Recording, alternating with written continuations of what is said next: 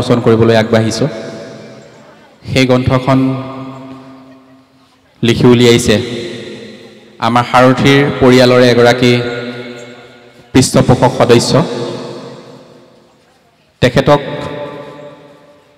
আমি আপোনালোকৰ মাজত চিনাকি কৰি দিব বিচাৰিছোঁ আৰু তেখেতৰ এই যি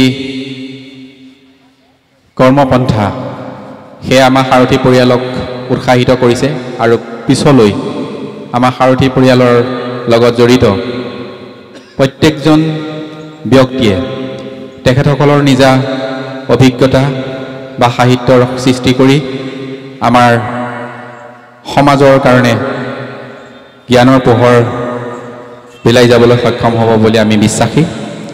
এই সুযোগতে সাৰথী পৰিয়ালৰ পৃষ্ঠপোষক সদস্য যিজন ব্যক্তিৰ গ্ৰন্থ উন্মোচন হ'ব তেখেতক আমি চিনাকি কৰি দিব বিচাৰিছোঁ আৰু সাৰথী পৰিয়ালৰ এগৰাকী সদস্যক তেখেতক এখনি ফুলাম গামোচাৰে আমাৰ ফালৰ পৰা সম্বৰ্ধনা জনাব বিচাৰিছোঁ। তেখেত আমাৰ মাজত উপস্থিত আছে শ্ৰীযুত কেশৱ চন্দ্ৰ বৰুৱা ছাৰ। বৰুৱা ছাৰক আমি বিচাৰিছোঁ।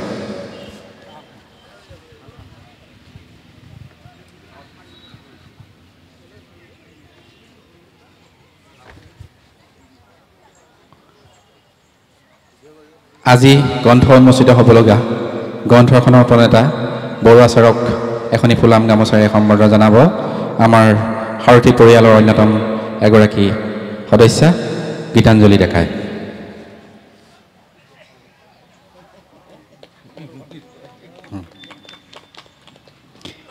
এতিয়া গ্ৰন্থ উন্মোচন কাৰ্যসূচী ৰূপায়ণ কৰিবৰ কাৰণে আমন্ত্ৰিত কৰি অনা লোকনায়ক অমীয় কুমাৰ দাস মহাবিদ্যালয়ৰ সন্মানীয় অধ্যক্ষ ডক্টৰ সুখদেৱ অধিকাৰী ছাৰক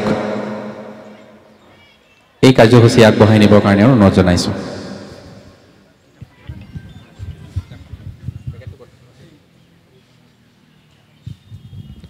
নমস্কাৰ। শ্ৰদ্ধাৰ আজিৰ এই বিশেষ অনুষ্ঠানত উপবিষ্ট হোৱা এই অঞ্চলৰ বিশিষ্ট ব্যক্তিসকল, আচলতে গ্ৰন্থ বুলি ক'লে আজিকালি ভয় লাগে। আমাৰ তাত শেহতীয়া থকা তথ্যমতে মানুহে কয় যে আমি গ্ৰন্থ পঢ়িম, মানে PDF-ত দি দিলে হ'ল, আমি গ্ৰন্থ পঢ়িম। খালি ৰিচাৰ্চাৰ্ছ বা গৱেষকসকলৰ বাহিৰে বেলেগে আৰু সেই গ্ৰন্থ নপঢ়ে। আনকি গ্ৰামাঞ্চলত ওলোৱা যিবিলাক স্মৃতি গ্ৰন্থই হওক, বিভিন্ন ধৰণৰ অনুষ্ঠানৰ লগত সংগতি ৰাখি প্ৰকাশ পোৱা গ্ৰন্থসমূহৰো কিন্তু আজিকালি চাহিদা নাই। গতিকে এই সময়ত এখন গ্ৰন্থ প্ৰকাশ কৰাৰ যিটো চিন্তা, সেই চিন্তাক আমি শ্ৰদ্ধাৰে মানে অভিনন্দন জনাইছোঁ। এইকাৰণে যে যিটো সময়ত মানুহে কয় যে গ্ৰন্থই আমাক কি কৰিব পাৰে, যিটো আমাৰ চিন্তাধাৰা, সেই চিন্তাধাৰা কিন্তু আমি যদিও কওঁ যে বৈদ্যুতিন মাধ্যমত বা বিভিন্ন ধৰণৰ ইউটিউব চেনেলত হওক, বিভিন্ন ধৰণৰ ৱেবছাইটত হওক আমি কওঁ, বা এমাজনকে আৰম্ভ কৰি বিভিন্ন প্লেটফৰ্মত আজিকালি গ্ৰন্থবিলাক বিক্ৰী কৰা হয়। তাত প্ৰয়োজনৰ স্বাৰ্থত এটা বা দুটা প্ৰবন্ধৰ কাৰণে কোনোবা এজনে কিনে, কোনোবা ছাত্ৰ ছাত্ৰী কেইগৰাকী মানে কিনে। আমি আমাৰ মহাবিদ্যালয়বিলাকত ইয়াত আছে, আমাৰ KBRDৰ অধ্যক্ষও আছে আৰু লগতে অন্যান্য জুনিয়ৰ কলেজৰো অধ্যক্ষ আছে, বিভিন্ন শিক্ষানুৱৰ্তী ৰাইজ আছে। তেওঁলোকে গম পাব যে আচলতে ছাত্ৰ ছাত্ৰীসকলে পঢ়াৰ যিটো পৰিমণ্ডল, সেই পৰিমণ্ডলটো চমুৱাই আনিছে। মানে যিমানখিনি প্ৰয়োজন সেইখিনিয়ে পঢ়িব, তাতকৈ বেছি নপঢ়ে। তো গতিকে হৈ যায় কি, আমাৰ এই গ্ৰন্থৰ চৰ্চা আৰু চিন্তা দুইটা কমি আহিছে। কিন্তু এটা কথা ক'ম, সাহিত্য অবিহনে কিন্তু জীৱন নহয়। তাৰমানে জীৱন এইকাৰণে নহয়, এতিয়া আমি এটা কাম কৰি আছিলোঁ পৰম্পৰাগত যিটো ভাৰতীয় জ্ঞান সম্ভাৰৰ ওপৰত, ইণ্ডিজিনিয়াছ নলেজ ছিষ্টেম। এই জ্ঞান সম্ভাৰৰ ভিতৰত আমি অধ্যয়ন কৰিবৰ কাৰণে গৈ দেখা পালোঁ যে আজি ইয়াৰ লগত সংগতি ৰাখি যিটো ভাগৱত পাঠ বা ব্যাখ্যাৰ কথাটো আহিছে, সেই পৰম্পৰাগতভাৱে চলি অহা সেই চিন্তাখিনিকেই আজিৰ দিনত এটা নতুন ৰূপত তাক আমি আগবঢ়াই নিব লাগিব। এতিয়া অলপতে আপোনালোকে জানে যে আমাৰ ৰাস পূৰ্ণিমা হৈ গ'ল। তো ৰাস পূৰ্ণিমা হৈ যোৱাৰ সময়ত মই অসমৰ বিভিন্ন ঠাইত ঘূৰি এটা দেখা পাইছোঁ যে মহাপুৰুষ গুৰুজনাই যিটোৰ কাৰণে মানে নতুন ধৰণে কেলিগোপালক উপস্থাপন কৰিছিল, যেনে ধৰক মূৰ্তি পূজা নালাগে বা আহা সখী আহা পাই নন্দৰ ঘৰে যাওঁ বা তুমি তৰু আমি লতা এই ধৰণৰ যিটো চিন্তা চৰ্চা অৰ্থাৎ জীৱাত্মা আৰু পৰমাত্মাৰ সন্ধানত যিটো গোপী আৰু শ্ৰীকৃষ্ণৰ লৌকিক কৃষ্ণ আৰু লৌকিক কৃষ্ণই আত্মজ হৈ যেতিয়া ভগৱান শ্ৰীকৃষ্ণলৈকে উত্তৰণ ঘটালে বা উত্তৰণ ঘটিল সেই চিন্তাখিনি কিন্তু আজিকালি প্ৰকাশ নাপায়।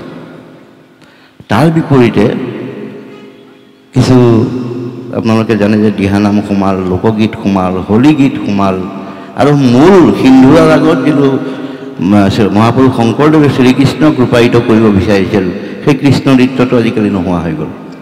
সূত্ৰধাৰী নৃত্যটো আহি গ'ল বিসংগতি। গতিকে এই ধৰণৰ যিবিলাক হৈ আছে মই ভাবোঁ এনেধৰণৰ চিন্তা আৰু চৰ্চা বিশেষকৈ ভাগৱত পাঠ পৰীক্ষা কৰিলে যিহেতু মহাপুৰুষ শংকৰদেৱে ভাগৱতৰ পৰা আধাৰ হিচাপে লৈ হৰিবংশ আৰু পুৰাণৰ পৰাই কাহিনীভাগ সংগ্ৰহ কৰি কেলিগোপাল নাটকখন ৰচনা কৰিছিল। আৰু কেলিগোপাল কোনোদিন এটা কথা কৈ থৈ দিওঁ, সত্ৰৰ পৰিমণ্ডলৰ ভিতৰত কেলিগোপাল মঞ্চস্থ হোৱা নাই। যিধৰণে হোলী মহাপুৰুষ শংকৰদেৱে বটদ্ৰৱা বা থানৰ ভিতৰত কৰা নাই, দৌলৰ কাৰণে দৌল এটা বেলেগ মন্দিৰেই আছে। তো গতিকে এই লৌকিক আৰু অলৌকিক মানে আত্মা আৰু পৰমাত্মাৰ সন্ধানৰ যিটো চিন্তা সেই চিন্তা আজিকালি ক'ৰবাতে থাকিল। সেই আজিকালি এক প্ৰকাৰ এখন ডেন্স ড্ৰামা হ'ল, শৰৎ কালত ৰূপায়ণ কৰা এখন ডেন্স ড্ৰামা য'ত যাৰ যি মন যায় তাকে কৰিব পাৰে। সেই ধৰণৰ এটা পৰম্পৰা আহি পৰিল। মই এইকাৰণে কৈছোঁ গ্ৰন্থৰ লগত তাৰ প্ৰাসংগিকতা কি আছে, এইকাৰণে আছে আমাক গ্ৰন্থই কি দি দিব পাৰে। আমাৰ কেশৱ বৰুৱা ছাৰৰ লগত আমাৰ ব্যক্তিগতভাৱে আজিৰ পৰা নহয় প্ৰায় 35 ইয়াৰ্ছ 35 বছৰ আগৰ পৰা আমি চিনি পাওঁ। গতিকে তেখেতৰ যিটো অসম জ্যোতি কলেজৰ ক্ষেত্ৰত তেখেতৰ যিটো কষ্ট আৰু সেইখিনি সময়ত তেওঁ বিভিন্ন ঠাইত লিখা মেলা কৰিছিল সৰু সৰুকৈ হ'লেও, সেই ধৰণৰ কথাবিলাক ইয়াত প্ৰকাশ পাব। আৰু এইবিলাকে কি কৰিব, এখন ইতিহাস ৰচনা কৰাত আজিৰ পৰা কিছু বছৰ পিছত নতুন প্ৰজন্মই যেতিয়া এই ইতিহাসৰ সমল বিচাৰিব তেতিয়া ওৰাঙৰ সমল ইয়াত পাব। আৰু ই ৰক্ষিত হৈ গ'ল। গতিকে মই ভাবোঁ ইয়াৰ প্ৰিণ্টিং কপি কিমানটা এডিশ্যন ওলায় কি ওলায় সেইটো বেলেগ কথা, মানে টাঙৰণ কিমান ওলাব কিমান সংস্কৰণ হ'ব সেইটো বেলেগ কথা।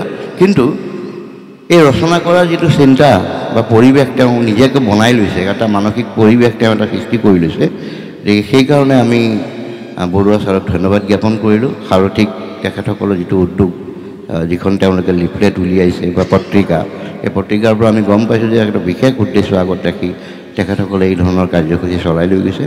সাম্প্ৰতিক সময়ত যিটো নতুন প্ৰজন্মৰ মাজত কোৱা হয় যে কি বুলি ক'ম, মানে মানসিক যিটো আজিকালি ৰোগ বুলিয়ে ক'ম, আজিকালি আচলতে আগতে আমাৰ শাৰীৰিক ৰোগ আছিল, আজিকালি শাৰীৰিক মানসিক আৰু সামাজিক তিনি ধৰণৰ ৰোগৰ আজিকালি চিকিৎসা হয়। আৰু মানসিক ৰোগটো অতি প্ৰয়োজন হৈ পৰিছে।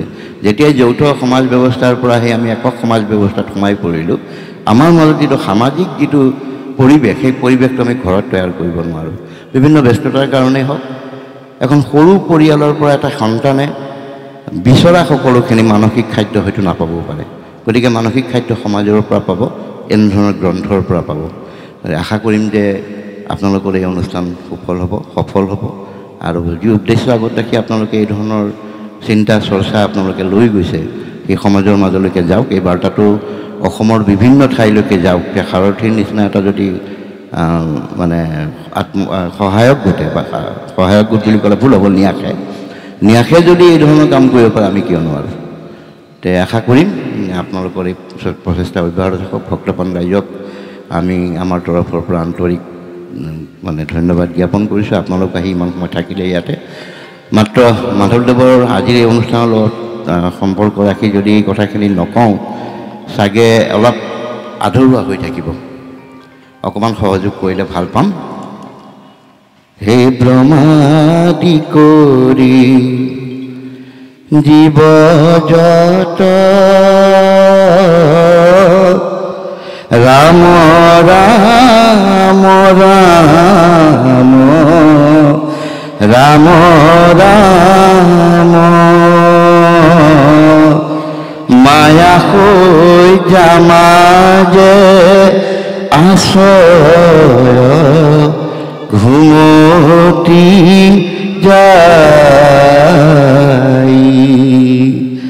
হে তুমি হে চৈতন্য সনাতন ৰাম ৰাম ৰাম ৰাম ৰাম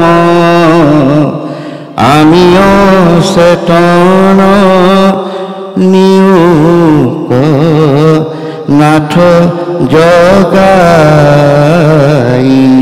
মোক এই সুযোগকণ দিয়াৰ কাৰণে ধন্যবাদ জ্ঞাপন কৰি আনুষ্ঠানিকভাৱে মই গ্ৰন্থখন উন্মোচন কৰিবৰ কাৰণে আগবাঢ়িছোঁ। ধন্যবাদ।